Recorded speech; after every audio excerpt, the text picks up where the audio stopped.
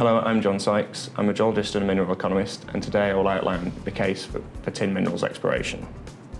I run my own consultancy, Greenfields Research, which specialises in the mineral economics and exploration dynamics of the base, precious and specialty metals markets. Over the last 4 years, I've worked with ITRI, formerly the International Tin Research Institute, designing their tin production cost model. We've just published 2 reports, one looking at tin market dynamics and the other looking at tin mine projects. And today I'll outline the case for tin exploration, referring to the data in these reports. So the case for tin exploration. First, tin prices are at their highest levels since the 1980s. Second, tin has become an electronic metal, helping drive consumption. Third, tin supply is struggling to keep up with demand growth. Fourth, the current tin project pipeline will struggle to meet this supply gap.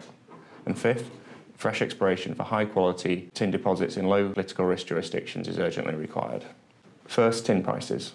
Inflation-adjusted prices show that they're at the highest level since the collapse of the International Tin Council in the 1980s.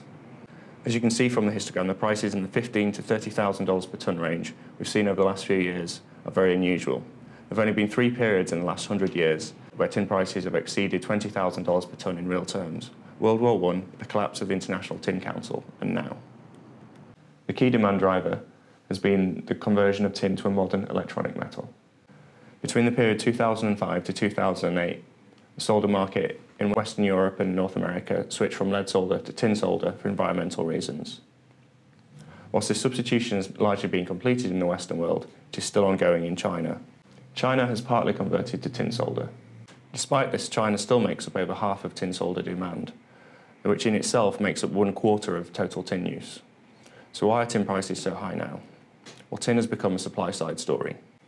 These charts of supply and demand growth show that high prices between 2004 and 2008 were indeed demand-driven, but the high prices since 2008 have been more due to weak tin supply.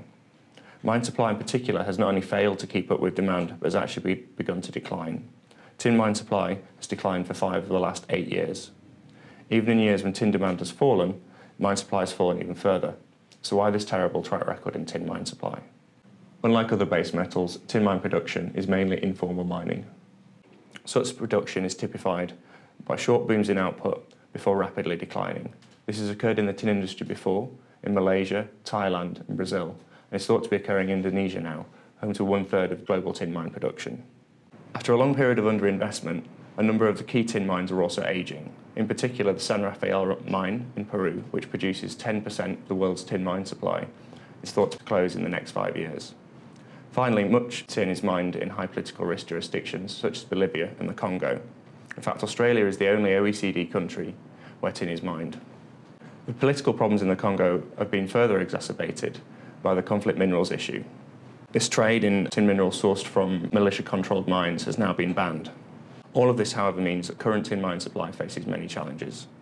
Problems with operating tin mine supply would not be such a problem if there was a stronger project pipeline. However, while some projects have made notable progress over the last few years, particularly some listed on the Australian Stock Exchange, there are still not enough advanced tin mine projects to fill the projected supply gap. In addition, many projects are challenged by low grades, a reliance on byproducts, or new technology such as tailings processing, which further adds to the challenges in developing the current tin mine project pipeline.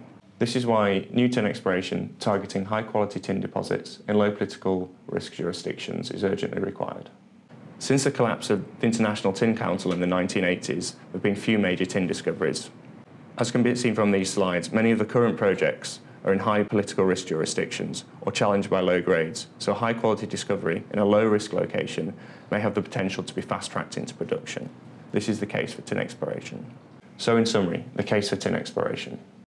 Tin prices are at the highest levels since the 1980s. Tin has become an electronic metal, helping drive consumption. Tin supply is struggling to keep up with tin demand.